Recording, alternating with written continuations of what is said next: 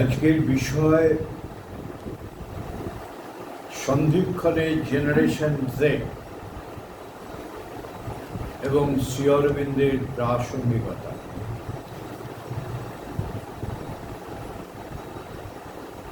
আমরা কেন আজকে এই বিষয়টি বেছে নিলাম, তার কারণ আমরা যারা প্রতিদিন সংবাদপত্রে যে সংবাদ পড়ার অভ্যেস আমাদের আছে, চায়ের দোকানে, রাজনৈতিক ডিবেটে, টেলিভিশনে, চর্চায়, যে বিষয়টি এখন প্রায়ই দেখা যাচ্ছে, বিশেষ করে কিছুদিন আগে পর্যন্ত একটা চরম উত্তাল তরঙ্গ ভারতবর্ষকে নাড়িয়ে দিয়েছিল। বর্তমান যে কেন্দ্রীয় শাসক দল, তারা বলেছিল যে কোনো পদত্যাগের দাবিতে আমাদের কোনোদিন কোনো মন্ত্রীরা পদত্যাগ করেনি। তো সেই সরকার বাধ্য হয়েছে তার কেন্দ্রীয় শিক্ষামন্ত্রীকে পদত্যাগ করাতে, এবং তিনি নিজেই সে পদত্যাগ ঘোষণা করেছিলেন। বিষয়টি অত্যন্ত গুরুতর।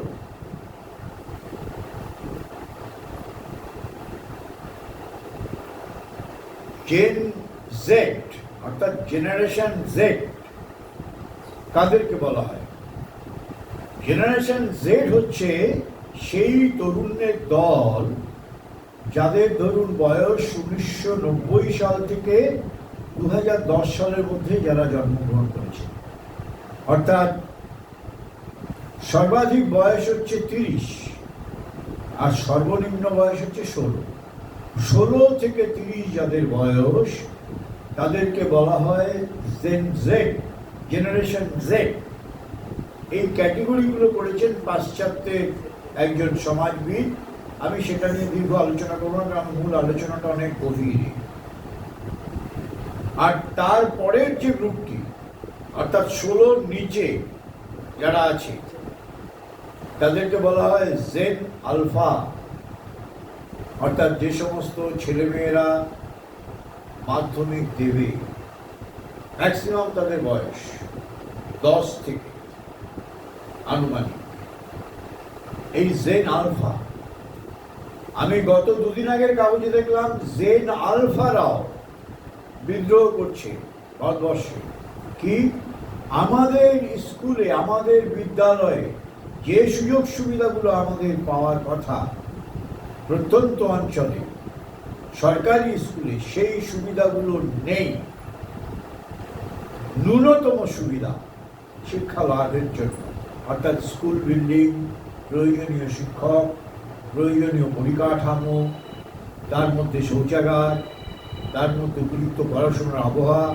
এখন জেন আলফারাও বিদ্রোহ করতে শুরু করেছে।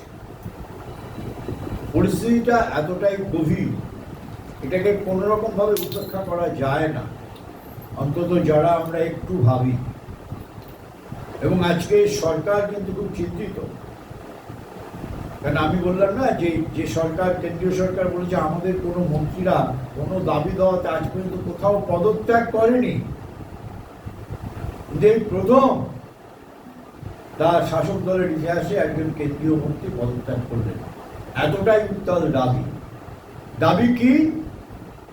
যে সারা ভারতবর্ষ জুড়ে ডাক্তারি পরীক্ষায় যারা পরীক্ষা দেন, এন্ট্রেন্স, নিট, সেই পরীক্ষাপত্র, প্রশ্নপত্র লিক হয়েছে। অর্থাৎ সেই প্রশ্ন যারা চেপেছিল সেইখান থেকে সেগুলো লিক হয়ে গিয়ে সেগুলো বিক্রি হয়েছে। এবং যারা একদম নিম্ন মেধা, তারা পয়সা দিয়ে কিনেছে, কিনে তার প্রশ্নপত্র উত্তর তৈরি করেছে। আর যারা উচ্চ মেধা, যারা সত্যি সত্যি পড়াশোনা করে, তারা এই মেধা তালিকার প্রবেশিকা পরীক্ষা তারা বঞ্চিত। ফলে এই এত বড় স্ক্যাম, যেখানে তরুণ প্রজন্মের ভবিষ্যৎ তারা চিটেড, এবং সেখানে এই যে শিক্ষামন্ত্রী তার দায়িত্ব নিতে হবে, দায়িত্ব নিয়ে তাকে পদত্যাগ করতে বলা হয়েছে। কিন্তু ইতিমধ্যেই আমরা জেনেছি যে যখন আন্দোলনটা শুরু হয়েছিল তখন ইতিমধ্যেই কেন্দ্রীয় সরকার তার বিকল্প শিক্ষা ব্যবস্থা, বিকল্প পরীক্ষা পদ্ধতি অব্যবহিত কিছু সময় পরেই অর্গানাইজ করে তার প্রশ্নপত্র এত সুন্দরভাবে তারা হেলিকপ্টার দিয়ে পাঠিয়ে সেই পরীক্ষা সংগঠিত হয়েছে, এবং সেই পরীক্ষায় উত্তীর্ণ ছাত্র ছাত্রীর সংখ্যা প্রায়, এক্ষুনি আমার স্মৃতিটা যদি খুব ভুল না করে, 40,000-এর কাছাকাছি সর্বভারতীয় ক্ষেত্রে, একটু কম বেশি হবে। এবং তাদের উচ্ছ্বাস আমরা দেখেছি, অর্থাৎ তারা যে পরীক্ষাটা নতুন করে হয়েছে, যোগ্য যারা যারা এতদিন পরীক্ষায় মানে পরিশ্রম করেছে তারা উত্তীর্ণ, সেই সব ছাত্রছাত্রীদের আমরা উৎসাহ উদ্দীপনা দেখেছি। প্রশ্নটা যেখানে, সেখানে হচ্ছে সিস্টেম। বলা হয়েছে যে সিস্টেমটা বদলে দাও, সিস্টেম বদলে দিলে সব ঠিক হয়ে যাবে। তো সিস্টেম বদলের জন্য পরবর্তীকালে সরকার সিস্টেম বদল করে পরীক্ষা অর্গানাইজ করেছে, হেলিকপ্টারে গিয়ে প্রশ্নপত্র বিলি হয়েছে, যথারীতি ছাত্রছাত্রীরা পরীক্ষা দিয়েছে, একটা বিরাট সংখ্যক ছাত্রছাত্রী সেই পরীক্ষায় কৃতকার্য হয়েছে।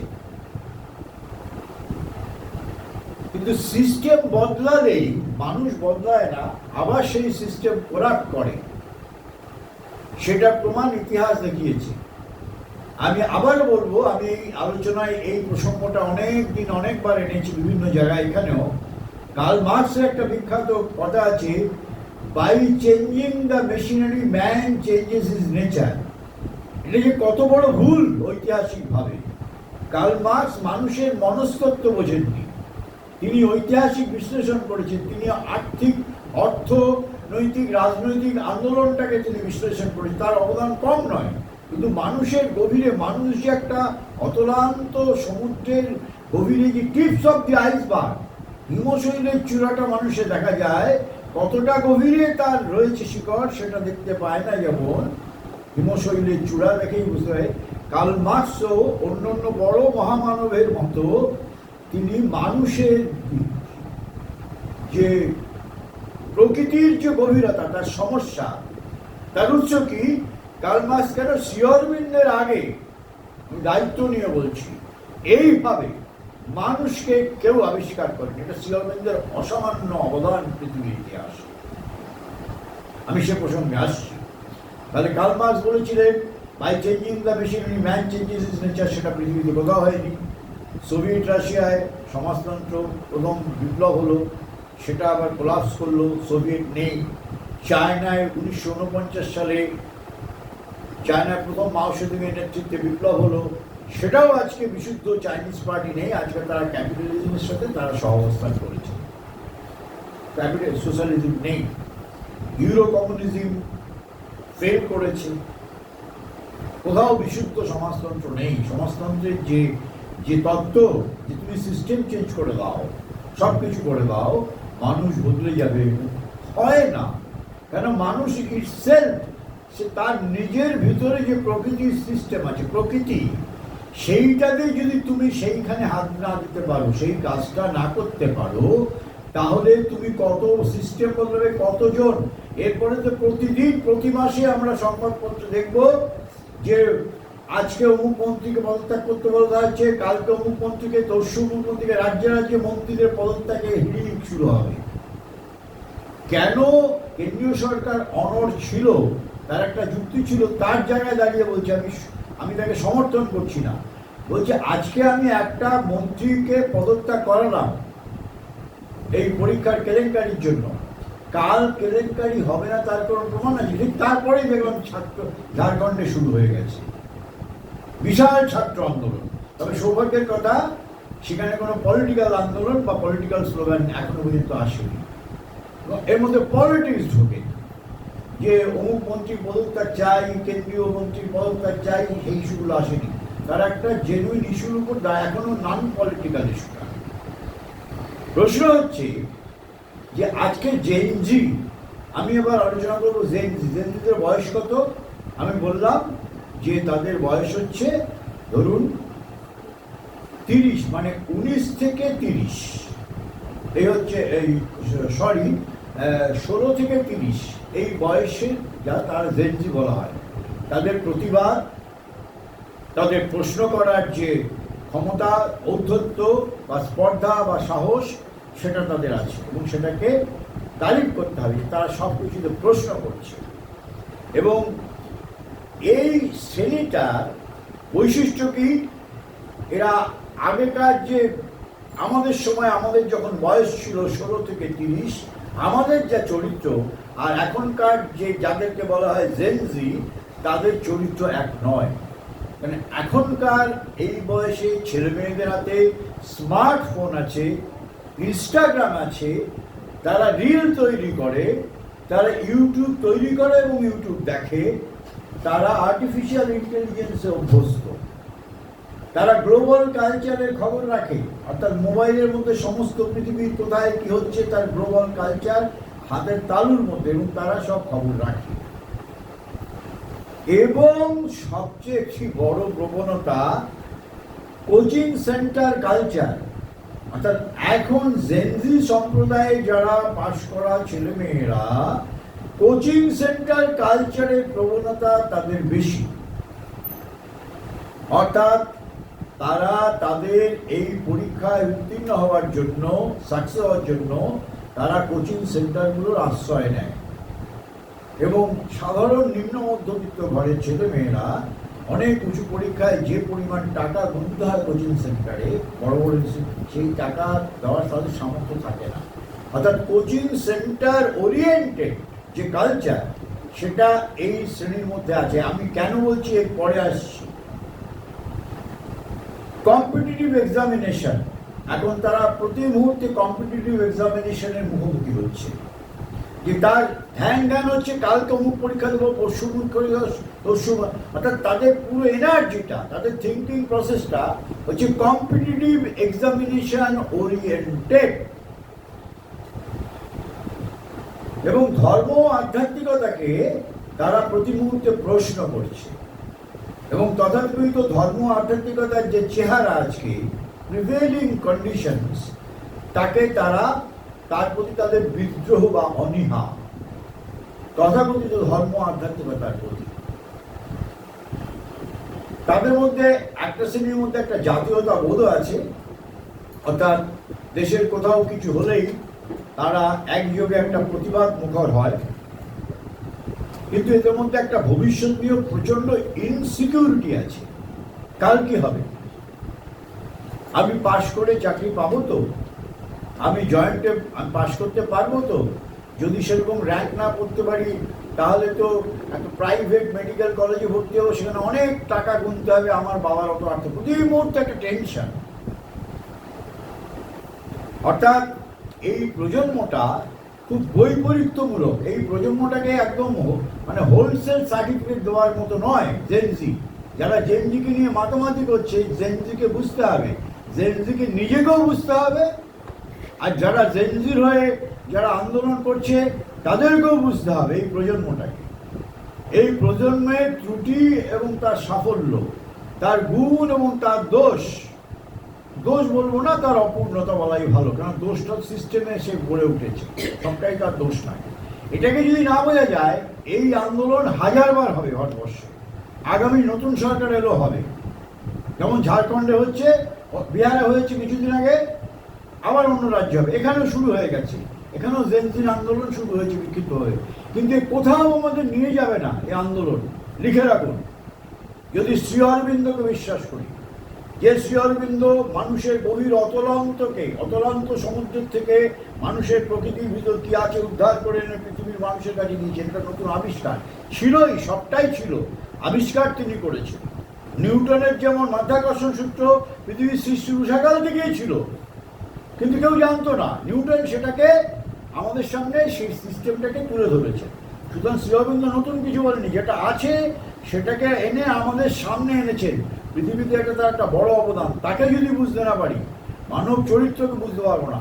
মানব চরিত্র বুঝতে না পারলে পলিটিক্যাল সিস্টেম আসবে যাবে, কিচ্ছু হবে না। বাংলায় যেটা চলতি ভাষায় বলা হয়, স্ল্যাং ল্যাঙ্গুয়েজে, থোর বড়ি খাড়া, খাড়া বড়ি থোর।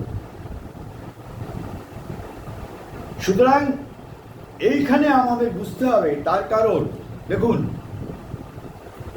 এই যে বলছে যে রিল কালচার, যে জেনজি সম্প্রদায় রিল কালচারে অভ্যস্ত, বা জেন আলফাও, রিল কালচারের মূল অসুবিধা হচ্ছে এত শর্ট স্প্যানে তাদের সমস্ত কনসেন্ট্রেশনটা, তারা এক্সারসাইজ করে, কনসেন্ট্রেশনটা ডিভোটেড হয় খুব শর্ট স্প্যান। এদের কোনো জিনিস এক নাগারে গভীরভাবে তলিয়ে দেখবার প্রবণতা নেই যারা রিল কালচারে অভ্যস্ত হয়ে উঠেছে। জেনজির বাইরেও বড়রাও হয়েছে, তাদের মধ্যে ধী শক্তি, চিন্তা শক্তি, ধারাবাহিকভাবে একটা চিন্তাকে পরম্পরা নিয়ে কেন কি কোথাও তার উৎস খুঁজে বার করা, এই যে সাইকোলজিক্যাল এক্সারসাইজ এই সম্প্রদায়টার মধ্যে নেই বলেই তারা বলছে সিস্টেম বদলাও, মন্ত্রী পদত্যাগ করো, এবং বিরোধী দলগুলোও বলছে পদত্যাগ চাই। This are common issue. Shri Aurobindo বলেছিলেন, মনে পড়ে একদম আর্লি বন্দে মাতরমে, আমরা কত দেখব শিল্প বিপ্লব, বোমা, গুলি, বারুদ, এসব অসহায় হয়ে একদিন প্রমাণিত হবে। এই দিয়ে পৃথিবী বদলাবে না, মানুষ বদলাবে না। অসহায় হয়ে আমাদের দেখতে হবে, এইগুলো দিয়ে কিছু হবে না। সুতরাং এই যে আজকে যারা জেনজিদের সামনে রেখে নেতৃত্ব দিচ্ছেন, যে দলই হোক বা দল নিরপেক্ষ, আজকে ককরোচ জনতা পার্টি, সিজেপি যারা নেতৃত্ব দিচ্ছেন, তাদের কাছেও ভিশন অফ লাইফ নেই। কেন ভিশন অফ লাইফ কে দেবে? তার স্কুলিংটা কি হয়েছে দেখতে হবে। আমরা যদি পিছনে চলে আসি, ধরে ধরে যারা নেতৃত্বে আছে, যদি নাম ধরে ধরে, এটা একটা স্টাডি কেস, আমি বলবো এই নিয়ে গবেষণা হোক, যে আজকে দীপক, আজকে সৌরভ বা যারা, তারা যে স্কুলিংয়ে বড় হয়েছে, সেই স্কুলিংয়ের মধ্যে আছে কি মানব চরিত্রের মধ্যে যে অতলান্ত সমুদ্র আছে, তাকে জানা বোঝা, তাকে চর্চা করা, তার নিজের জীবনে আত্মনিরীক্ষণ করা। আমি তাদের দোষ দিচ্ছি না, আমি বলছি হোল ব্যবস্থাটার মধ্যেই নেই। তাহলে যখন নেই, তাহলে তার যে ফসল, তার যে প্রোডাক্ট, সে জেনজি বা জেন আলফা বা যারা নেতৃত্বে, তারা কোথাও নিয়ে যেতে পারবে না এই আন্দোলনকে বেশি দূর। গভর্নমেন্ট চেঞ্জ, আবার সে একই জিনিস আসবে 19 আর 20। ওই যে বলে না যে পুরনো মদ নতুন বোতলে, একটা প্রবাদ আছে, একই জিনিস হচ্ছে।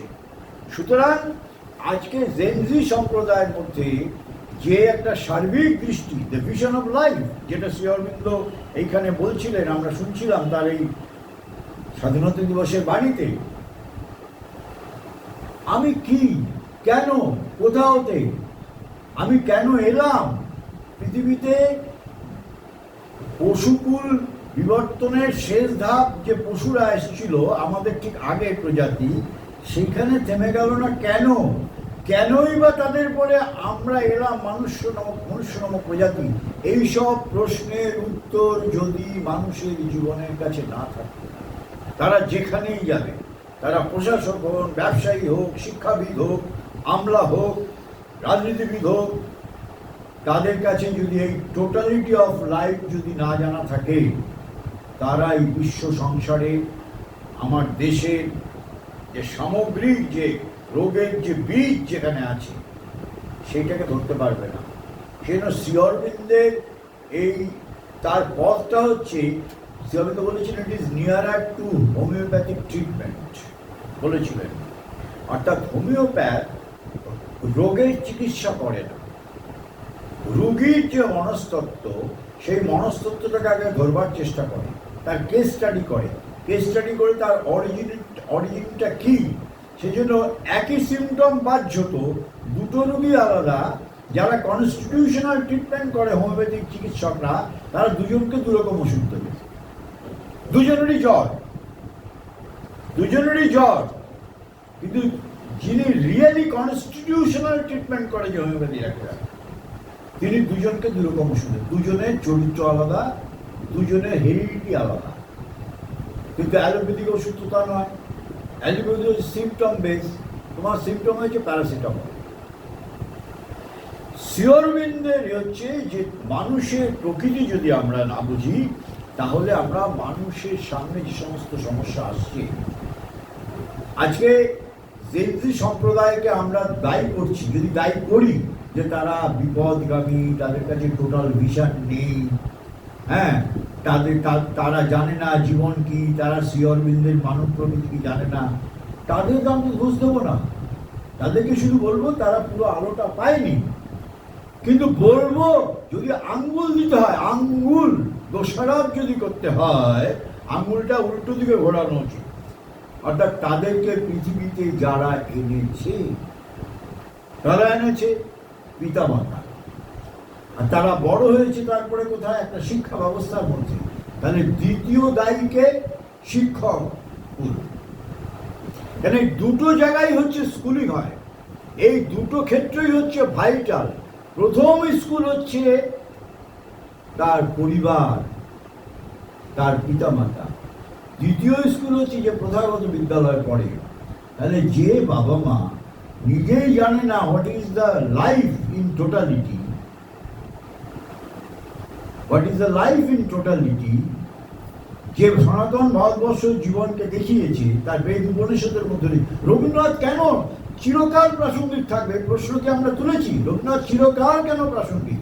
কমিউনিস্টরাও রবীন্দ্রনাথের গান করে। একজন কমিউনিস্ট আমার বন্ধু, সে গান করছে, যে গান সেটা যে ভগবানের কাছে নিবেদন, রবীন্দ্রনাথের সেই গান। আমরা তুমি এটা করছো কেন? তোমার তত্ত্ব তো বলে না, তুমি যে আদর্শ বিশ্বাস করো। বলে না, এই এক অদ্ভুত ভালো লাগার জিনিস। এই ভালো লাগে, এই ভালো লাগাটা তোমার বুদ্ধি ধরতে পারে না। ভালো লাগাটা আসছে তোমার অন্তরাত্মা থেকে। তুমি তোমার অন্তরাত্মার যে আবেগটাকে তুমি উপেক্ষা করতে পারছো না।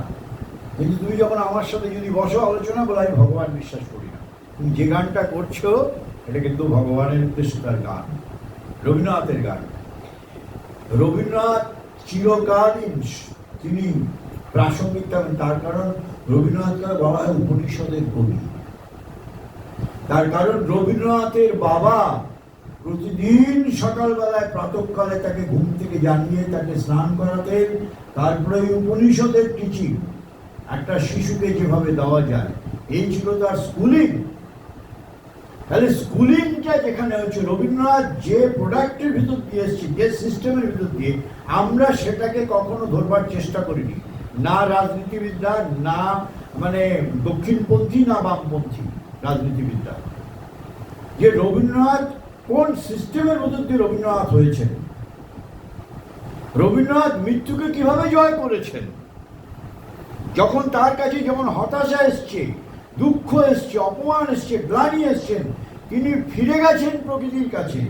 সেই প্রকৃতির মধ্যে ভগবানের যে প্রকাশ, ডিভাইনের প্রকাশ, বিউটির মধ্য দিয়ে, প্রকৃতির মধ্য দিয়ে, সৌন্দর্যের মধ্য দিয়ে ভগবান প্রকাশ করেন প্রকৃতির মধ্যে। তিনি বারবার প্রকৃতির কাছে ফিরে গেছেন। ফিরে গিয়ে তিনি নিজের সমস্ত সমস্যাগুলোকে এত ছোট করে দেখেছেন, ইনসিগনিফিকেন্ট।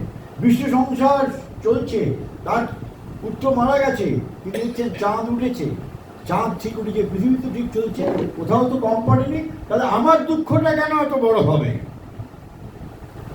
এই যে নিজেকে বিশালতার দিকে নিয়ে যাওয়া, সামগ্রিকতার দিকে নিয়ে যাওয়া, কে শিক্ষা দেবে? কোথায় সে শিক্ষক?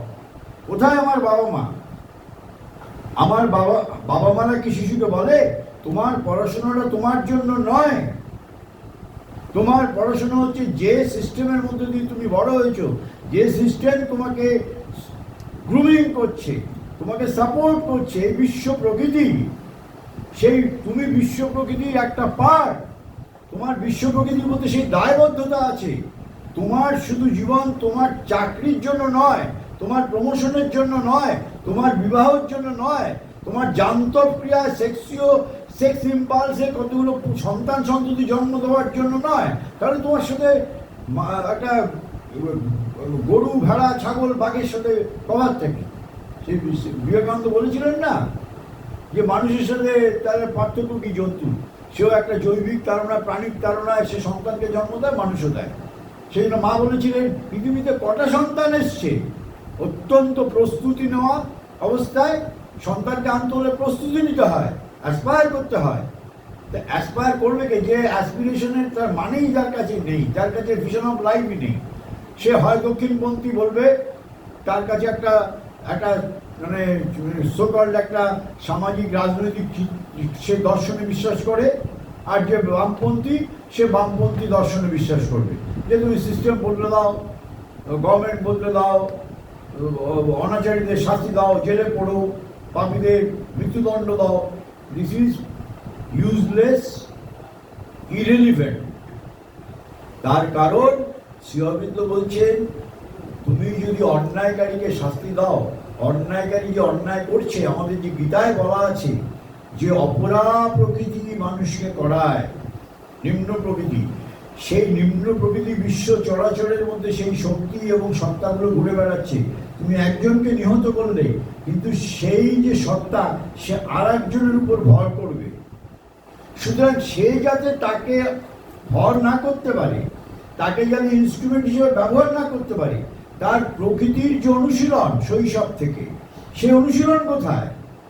তুমি বলছো আমার ছেলে বা আমার মেয়ে দারুণ কর্পোরেটের সায়েন্টিস্ট হয়ে সে এখন প্যাকেজ পায় 10 লাখ টাকা পার মান্থ, এটা তোমার একটা খুব আত্মশ্লাঘা। তোমার মেয়ে ফার্স্ট হয়েছে, তোমার মেয়ে ইসরোতে সায়েন্টিস্ট হয়েছে, তোমার ছেলে ডিফেন্সের চিফ সায়েন্টিস্ট, নাসাতে সে এখন গেছে, চান্স পেয়েছে, এর কোনো মূল্য নেই। মানুষ হিসেবে তুমি কি সেটাই মূল্য, এবং সেটা প্রমাণিত। বড় বড় সমস্ত শিক্ষিতদের মধ্যে বড় বড় দুর্নীতি, যে সমস্ত ডিফেন্সে লিক হয়, ডিফেন্স সিক্রেট কারা লিক করে? সেরা সেরা যারা ওইখানে যায়, তারা তো একটা অর্ডিনারি নয়, সেই সেরা ছাত্রগুলো এগুলো করে। কারা সুইস ব্যাংকে টাকা রাখে? দেখবেন আপনি যদি সেই চার্ট দেখে থাকেন, বড় বড় আইএএস, আইপিএস, আইএফএস আর মন্ত্রীরা বেশিরভাগ টাকা গচ্ছিত। তাহলে যত বেশি শিক্ষিত তত বেশি অর্গানাইজড করাপশন। করাপশন অর্গানাইজড হবে। আপনার বাড়িতে চোর চুরি করবে, অর্গানাইজ না, যেখানে সুযোগ পাবে চুরি করবে, এগুলো হচ্ছে ছিচকে চুরি। আর অর্গানাইজড করাপশন হচ্ছে সিস্টেমের মধ্যে চুরি করবে, আপনি বুঝতেও পারবেন না। রক্ত চোষার মতো, যখন আপনার যোগ শরীরে রক্ত চষে আপনি টের পান না যে রক্তটা শুষছে। পুরো সিস্টেমকে তারা এমনভাবে কোরাপ্ট করে চলেছে। এরা হচ্ছে শিক্ষিত অ্যান্টি সোশ্যাল। অ্যান্টি সোশ্যাল মানে সোশিয়েটাল, যেটা সামাজিক, তার বিরোধী। অর্থাৎ তার গ্রুমিংটাই হয়নি, যে তার অস্তিত্ব এই বিশ্বের জন্য, সমগ্রের জন্য। একজন শিক্ষক, আমি তো মাইনে নিই, আমি কি দিলাম? আমি ছাত্রের মধ্যে জীবনের যে আসল রসদ, উদ্দেশ্য, আমি কি সেই আগুন জ্বালাতে পারলাম? যদি না পেরে থাকি, আমি শিক্ষক হিসেবে ব্যর্থ। আপনি বলবেন না, এই সিস্টেম তো তার বাইরে যেতে বলে না, যে এডুকেশন একাডেমিক সিস্টেম, যে সিলেবাস, আমি তো তার বাইরে গিয়ে আমি তো কিছু আলবাদ যাই। যার কাছে জীবনের মানেটা পরিষ্কার, একবারে মজ্জায়, সে ওই সিস্টেমের ভিতরেও দিতে পারবে। প্রকৃষ্ট প্রমাণ আমার জীবনে আছে। আমার জীবনে 2-3জন শিক্ষক, তারা যখন পড়াতেন, তারা পড়ানোর বাইরে জীবনের গভীরে ঢুকে যেতেন। শান্তিনিকেতনের কয়েকজন শিক্ষক, তার মধ্যে একজন আমার বন্ধু জুনিয়র, সে বলতে আমি ইংরাজি হেড অফ দ্য ডিপার্টমেন্ট ছিল, রিসেন্টলি রিটায়ার করেছে, আমার থেকে একটু জুনিয়র। সে বলছে আমি শেক্সপিয়ার পড়াতে শ্রী অরবিন্দ শেক্সপিয়ার যে আলোচনা করেছেন, শেক্সপিয়ার জুলিয়াস সিজারের মধ্যে যে মানব চরিত্রকে উদ্ঘাটন করেছেন, সেটা ব্যাখ্যা করে ছাত্রছাত্রীদের বোঝাচ্ছি, দেখো এই হচ্ছে মানব চরিত্র। শুধু যায় না, অসম্ভব নয়। আমি পারি কি না, আমার নিজের কাছে যদি জিনিসটা হজম হয়ে থাকে, আমি এই সিস্টেমের মধ্যেও পারবো। তো আমার নিজের কাছেই তো সেটা নয়, আমার কাছে কিন্তু ইনফরমেশন গ্যালারি আছে। আমি শ্রী অরবিন্দের এসেস অফ দ্য গীতাটা জানি, আমি লাইভলিভেন্টটা জানি, আমি ফিউচার পোয়েট্রিটা জানি, আমি হয়তো তার পোয়েম জানি, কিন্তু এক্সিকিউশন লেভেলে চরিত্রের মধ্যে কি করে আসবে, সেই প্রযুক্তিটা আমার নিজেরও জানা নেই, আমি অন্যদেরও জানাই না। তাহলে এই যে জেনজি সম্প্রদায় আমাদের ঘরে ঘরে জন্মেছে, এবং জেন আলফা, তারা কিন্তু আগামী দিনের ভবিষ্যৎ। এবং এই ভবিষ্যৎ কিন্তু গড়ে উঠেছে আমাদের পরিবার থেকে। সুতরাং শ্রী অরবিন্দকে যদি বুঝতে হয় আর এদের সমস্যাকে যদি বুঝতে হয়, শ্রী অরবিন্দ যে মানুষের চরিত্র নিয়ে যে বিশ্লেষণ করেছেন, যে মানুষ, তুমি তো তোমার মন আছে, প্রাণ আছে, দেহ আছে, আর তোমার মধ্যে একটা অন্তরাত্মা আছে, কিন্তু তুমি সেগুলোকে সারাদিন কোন সার্থকতায় কাজে লাগাচ্ছ? কোন সার্থকতায়? তোমার ব্যক্তিগত অস্তিত্ব, ব্যক্তিগত সুখ, ব্যক্তিগত আকাঙ্ক্ষাকে ছাড়িয়ে কোন সার্বিক কল্যাণের জন্য তা নিয়োজিত? আমরা রবীন্দ্রনাথ করে আমরা আহ্লাদিত হই, এখন শ্রী অরবিন্দ পড়ে আহ্লাদিত হচ্ছি। আমার জীবনের মধ্যে, আমার পরিবারের মধ্যে তার প্রকাশ কোথায়? তার এক্সপেরিমেন্ট কোথায়? যদি না হয় এইসব বৃথা আস্ফালন, মানে যারা রাজনীতিতে আছে তাদেরও এগুলো বৃথা আস্ফালন, এগুলো কোথাও আমাদের নিয়ে যাবে না। যারা ধর্মে আছে তাদেরও বৃথা আস্ফালন। খুব সময় হয়েছে যে আমরা প্রত্যেকে ইন্ডিভিজুয়ালি একজন এক একটা শক্তি কেন্দ্র হতে পারি। শক্তি কেন্দ্র, প্রতিদিন সেই শক্তির সাধনা, সেই চেতনার সাধনা করতে হবে। না করলে, আমি যেমন কিছু দিতে পারিনি, আমি তো বয়স প্রান্তে পৌঁছে যাচ্ছি, আমি একটা এক্সাম্পল বলছি, আমি যাদের পৃথিবীতে এনেছি তারাও পৃথিবীতে কিছু দিতে পারবে না। যদি প্রশ্ন করে অন্তর্যামী, তুমি পৃথিবীকে কি দিয়েছো? আমার এই সৃষ্টিকে কি দিয়েছো? আমার সৃষ্টি বলতে পাহাড়, পর্বত, নদী, নালা, মানুষ, শ্রমজীবী মানুষ, সব কিছুকে নিয়ে, সব কিছুকে নিয়ে, এই পরিবেশ, পরিমণ্ডল, তুমি কি দিলে? What is your contribution toward the society? তার জন্য রাজনীতি করতে হয় না, তার জন্য ওই রাত জাগা আন্দোলন করতে হয় না, সেটা প্রতিদিনের কাজ। রাত জাগা আন্দোলনটা করতে হলো 9ই আগস্ট, যে সিস্টেমটা পচে গেছে তার জন্য রাত জাগা, কিন্তু এই রাত জাগাতে সিস্টেম বদলায়নি। আবার আরেকটা সন্দীপ ঘোষ আসছে, অপেক্ষা করুন। সুতরাং শ্রী অরবিন্দ আজকে জেনজিদের কাছেও, আজকে আমাদের দায়িত্ব রয়েছে, যারা শ্রী অরবিন্দ কেন্দ্রগুলো আছে, সোশ্যাল মিডিয়াগুলো আছে, ফেসবুক আছে, টুইটার আছে, এগুলো তো একটা অদ্ভুত অস্ত্র, যে অস্ত্রগুলো আমাদের সময় ছিল না। একটা পোস্ট করলে বিশ্বের উত্তর মেরু থেকে দক্ষিণ মেরু পৌঁছে যাচ্ছে। সুতরাং আমরা সেই মিডিয়াটাকে কেন ব্যবহার করব না? আমরা কি করছি? আমরা শিক্ষিত মানুষরা বেশিরভাগ দেখছি কি খেলাম, কোথায় গেলাম, কোথায় বেড়ালাম, কার সাথে মজলিস করলাম। তাই ফেসবুকটা এখন আত্মবিনোদনের একটা মাধ্যম হয়ে গেছে। অথচ এই ফেসবুক কি অসাধারণ মাধ্যম! আমার একটা মনের কথা, আমার ভিতরে একটা নতুন আবিষ্কারের চিন্তা, আমি পৃথিবীর অপর প্রান্তে চলে যেতে পারি আমি যদি সেটা আমি একটা সোশ্যাল মিডিয়ায় ব্যবহার করি। আমরা সোশ্যাল মিডিয়াকে কাজে লাগাতে জানি না, আর আমরা জানি না মানে আমরা নতুন প্রজন্মকেও শেখাচ্ছি না, কিন্তু যারা জানে সে সংখ্যক অল্প। হ্যাঁ, জানছে। এই যে আজকে ধরুন, আজকে যে জেনজির আন্দোলনটা, আজকে জেনজির আন্দোলন সারা পৃথিবী জেনে গেছে, ভারতবর্ষে হচ্ছে, নেপাল হয়েছিল, সারা পৃথিবী জেনে, কেন? সোশ্যাল মিডিয়ায়। তাহলে সোশ্যাল মিডিয়ায় একটা আন্দোলন যদি এক জায়গায় বসে, যন্তর মন্তরে বসে পৃথিবীর অপর প্রান্তে পৌঁছানো যায়, তাহলে আমি অশোকনগরে এই কোনায় বসেও এমন একটা মৌলিক কাজ করতে পারি, সেই মৌলিক কাজটা সোশ্যাল মিডিয়ায় অপর প্রান্তে চলে যাবে। What you are doing? আমরা কি করছি? আমরা ধর্মাচরণ করছি। কি ধর্মাচরণ? এটাকে এই জন্য মা বলেছিলেন, আমি যদি ভারতবর্ষে জন্মাতাম, মার কথা, এই যে মানুষের যে কতগুলো ধর্মীয় সংস্কার আছে বহিরাঙ্গে, যা তার ভিতরকে কখনোই মানে স্পর্শ করে না, সে তেমনই রয়ে যায়। মা এই ধর্মের উদ্দেশ্যে মা তীর্যক মন্তব্য ছিল। মা বলেছিলেন, আমি যদি ভারতবর্ষে জন্মাতাম, আমি ওলট পালট করে দিতে পারতাম এই ধর্মীয় কুসংস্কার সম্পর্কে। মা বলেছেন, কিন্তু আমার জন্মটা ফরাসি দেশে, মানুষের অ্যাকসেপ্টেন্সটা অতটা হবে না বলে মা সেই কাজ করেননি। কিন্তু মা যেটা করেছেন, এর অন্তরালে যে সত্যটা আছে, তিনি পরতে পরতে তাকে উদ্ঘাটন করেছেন আমাদের সামনে, যেটাকে বলা হয় আধ্যাত্মিকতা। অর্থাৎ আত্মশুদ্ধি, আত্মসংস্কার, আত্মরূপান্তর, প্রতিদিন প্রতি মুহূর্তে নিজেকে দেখা। আর সত্যি কথা বলতে কি, যারা নিরলস সত্যের সাধক, তারা কখনো মানে এটা বিচার করবে না কতজন আমার পিছনে আছে, কতজনের সমর্থন আছে, কোনো রাজনৈতিক দলের আছে কিনা, সত্যের সাথে কখনো তার অপেক্ষা করবে না। তার হাতে যে সামর্থ্যটা আছে সেইটা নিয়েই সে কাজ করবে। তার সত্যের সাধনটাই হচ্ছে তার ধর্ম। রবীন্দ্রনাথ বলছেন, তো যদি তোর ডাক শুনে কেউ না আসে একলা চলো রে। এটা কত গভীর কথা, কত সত্য কথা। আমি যখন একটা নতুন পোস্ট দিই ফেসবুকে, যখন দেখি আমি যাদের চিনি না তারাও শেয়ার করছে, লাইক করছে, মন্তব্য করছে, তখন বুঝতে পারি যে আমার ওই ঘরে বসে আমার মৌলিক চিন্তাটা পৃথিবীর অপর প্রান্তে পৌঁছে যাচ্ছে সোশ্যাল মিডিয়ার দৌলতে। তাহলে এই সোশ্যাল মিডিয়াটাকে আমরা কিভাবে ব্যবহার করছি? আমরা খুব মানে নেতিবাচক অর্থে ব্যবহার করছি। সুতরাং আজকে জেনজি, আপনারা লিখে রাখুন, এটা আমাদের দেখিয়ে দিচ্ছে পচন কোথায় হয়েছে। যেখানে যেখানে পচন সেইগুলোকে সে আঙ্গুল তুলে তারা দেখাচ্ছে জেনজি সম্প্রদায়।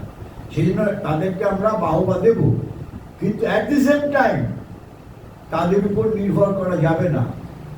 কারণ এখনো পর্যন্ত আমরা দেখতে পাইনি যে সামগ্রিক মানব চরিত্র, সামগ্রিক জীবন দর্শন এদের কারুর মধ্য দিয়ে বেরিয়ে এসছে।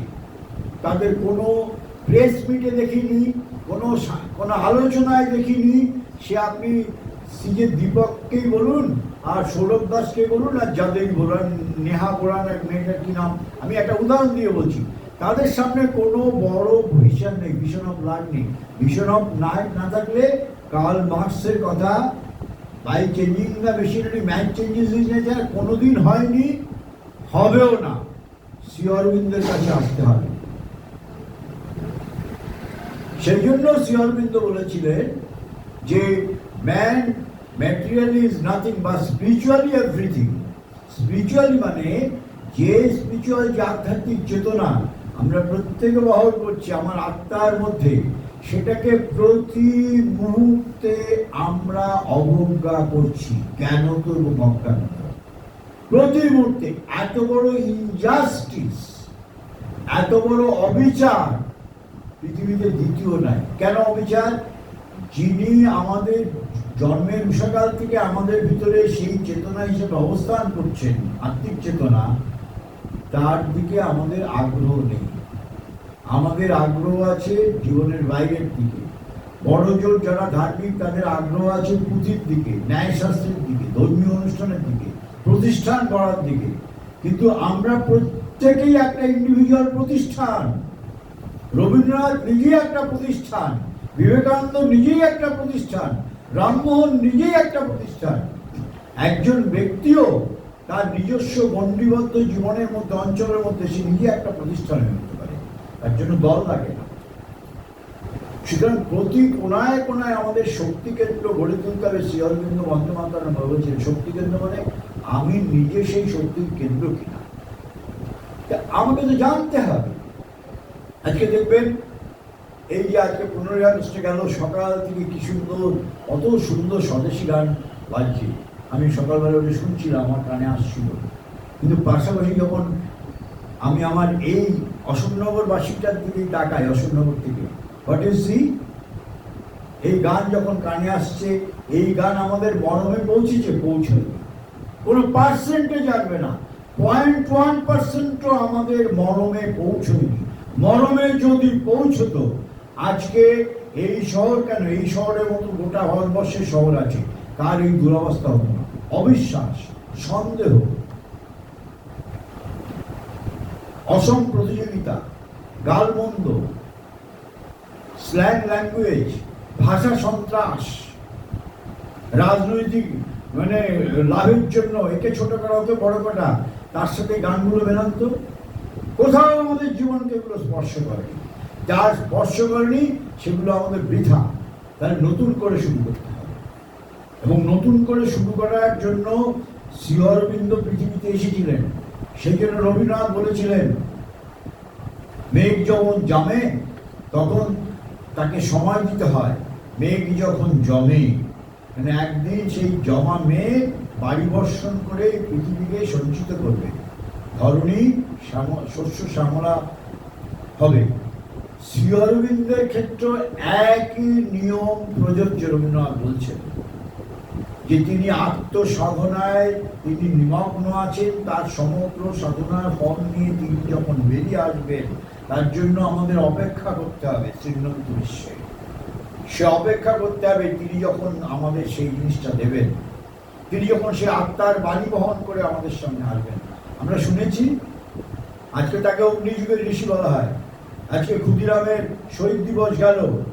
এই ক্ষুদিরামকে শ্রী অরবিন্দ নির্বাচন করেছিলেন যখন তার কাছে প্রথম নিয়ে আসা। তিনি বলেছিলেন আশীর্বাদ দিয়ে হবে, কে না, তার সমস্ত ভাব শিষ্যরা এসছে। কিন্তু তিনি চলে গেছেন 1950 সালে, স্বাধীনতাটা দেখে গেছেন, স্বাধীনতার ব্যর্থতার কথা বলেছেন, দেশ বিভাগ হলে কি কি দুর্দশা হবে বলেছেন, কেউ শোনেনি। এবং উত্তরকালে, স্বাধীনোত্তরকালে কোনো শাসক দল শোনেনি, একটা কথাও শোনেনি। A system of national education দিয়েছেন। এত বছর পরে এনইপিতে আসছে, ন্যাশনাল এডুকেশন পলিসিতে 10% আসেনি তার। অথচ শুরু হওয়ার কথা ছিল সেই 47 থেকে, যাকে অগ্নিযুগের ঋষি বলা হতো, যার হাত ধরে ডক্ট্রিন অফ প্যাসিভ রেজিস্ট্যান্স, যার হাত ধরে গান্ধীর অহিংস নীতি, যার সহিংস নীতির উত্তরসূরি হচ্ছেন রাসবিহারী, মাস্টারদা সূর্য সেন, নেতাজি। তারা শ্রী অরবিন্দকে বলছেন আমাদের গুরু, কেউ শুনিনি। আর এই নাশনালা যতদিন চলবে ততদিন আমাদের দুর্দশার শেষ নেই। তিনি যে জীবনশৈলীটা দিয়েছেন সেই জীবনশৈলী নিয়ে আমরা প্রত্যেকটা জায়গায় আমাদের ব্যবহারিক জীবনে আমরা একটা উৎকর্ষতায় পৌঁছতে পারি। আর আমাদের যারা একটা জীবনের একটা প্রান্তে এসে গেছি,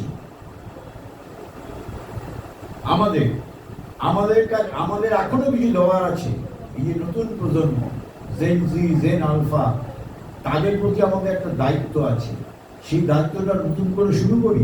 এগুলো এমএলএ এমপিকে দিয়ে হবে না, এগুলো কাউন্সিলরকে দিয়ে হবে না, এগুলো চেয়ারম্যানকে দিয়ে হবে না, এগুলো গ্রাম পঞ্চায়েত প্রধানকে দিয়ে হবে না। তাই একটা পলিটিক্যাল সিস্টেম চলতে পারে। এগুলোর জন্য নতুন সোল চাই।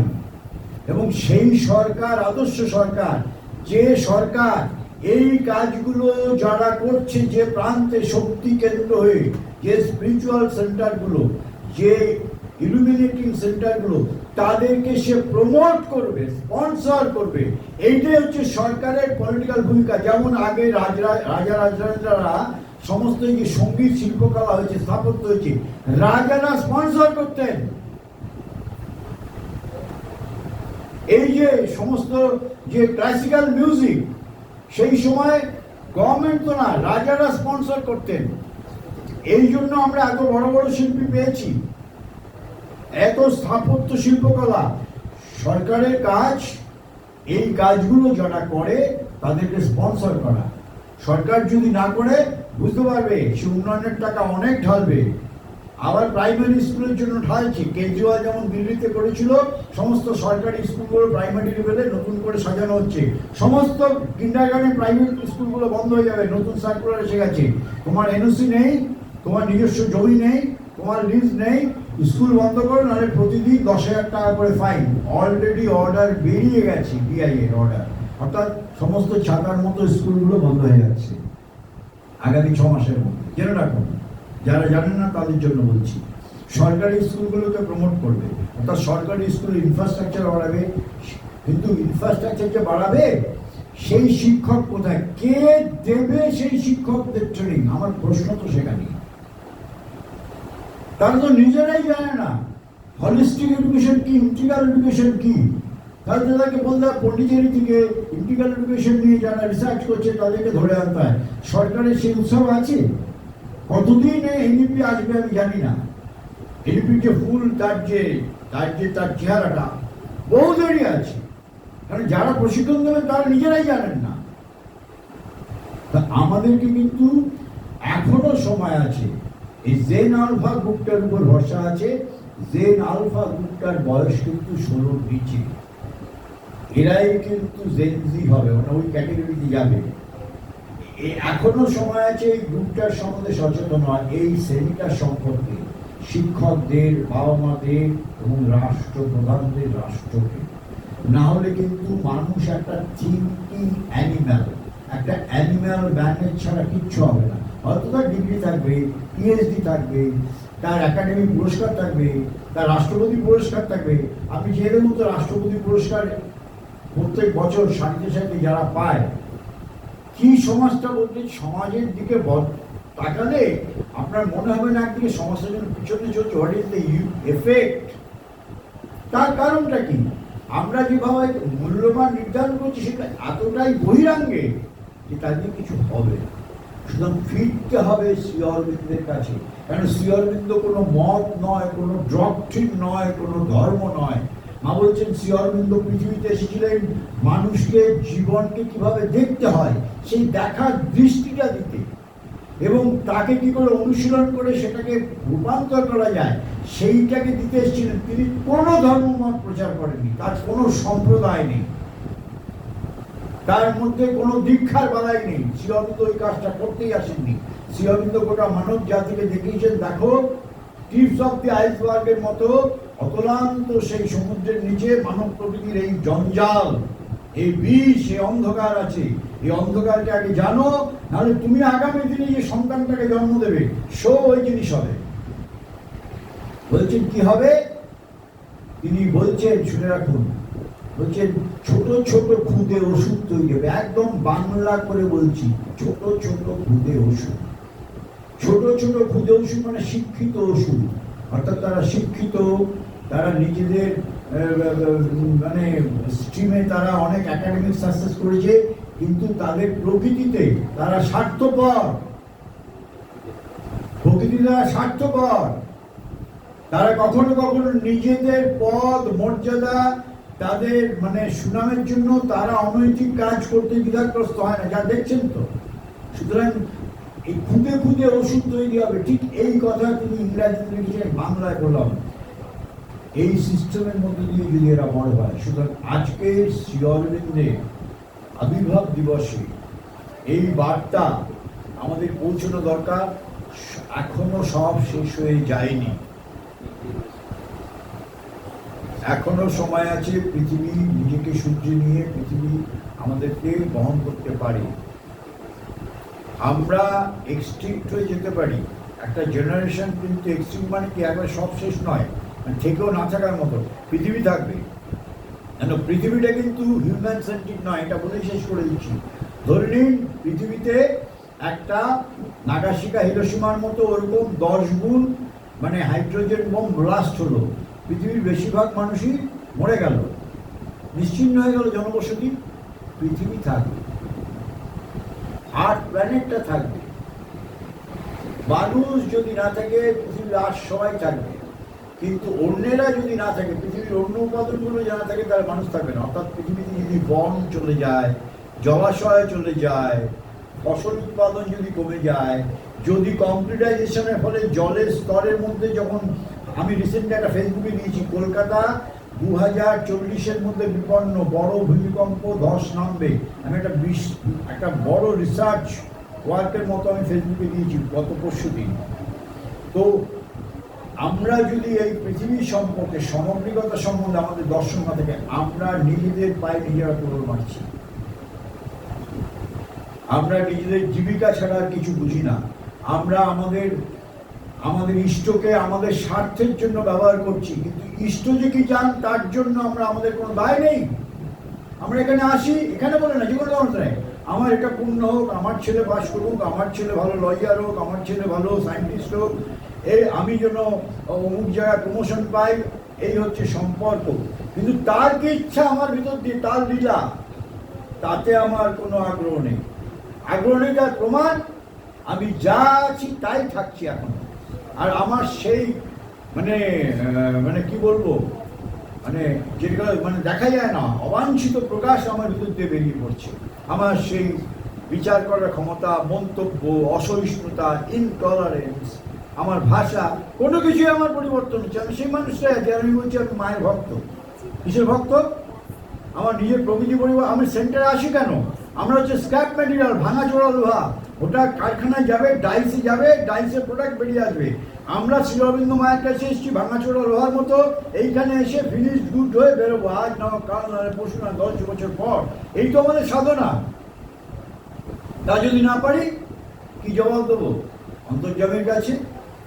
সুতরাং শ্রী অরবিন্দের মহা আবির্ভাব দিবসে ভারতবর্ষে আজকে এই শুভ তার যে স্বাধীনতা দিবসে আমাদের ভারত মাতার কাছে, বিশ্ব জননীর কাছে, শ্রী অরবিন্দের কাছে, মায়ের কাছে প্রার্থনা হোক আমরা যেন আমাদের দায়িত্ব সম্বন্ধে সচেতন হই, আমরা যেন আমাদের যে প্রজন্ম তাদের কাছে যেন আমরা প্রতিশ্রুতিবদ্ধ হই।